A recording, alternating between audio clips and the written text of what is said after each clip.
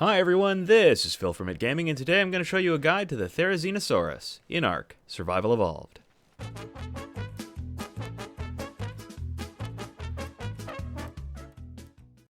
The Therizinosaurus was introduced in patch 253 of ARK, and it's a big one. Look at the size of this bird. Alright, so how do you go about taming this thing? Well, it's pretty straightforward. I mean, you just trank them as you do most dinosaurs, and when it gets nearly tranked, it'll run away. Now, be aware it is pretty big and it is pretty dangerous, so you might want to be careful, or you may want to trap them.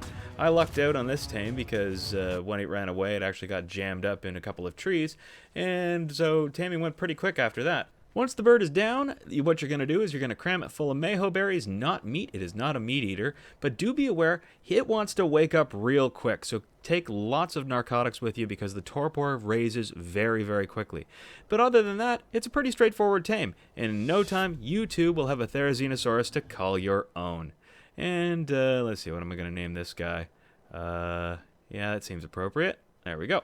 So, now that you've got it tamed, you're going to need a saddle, and the saddle is unlocked at level 60, right with the Rex saddle, and it requires some metal, some wood, some hide, and fiber, so nothing really untoward there.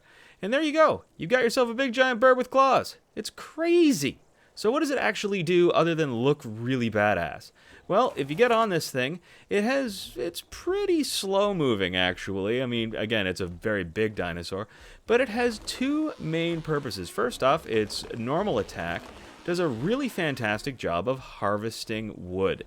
But really, the really cool thing is it has an alternate attack, and it has this fiddly little attack, and it allows you to harvest fiber. And like really quickly, like you can run and harvest fiber. So this is basically a giant bird lawnmower of a thing. Now it's got a kind of low carry weight, so I wouldn't be changing out my mammoths for harvesting wood or my beavers for harvesting wood, but I definitely would use this to harvest fiber.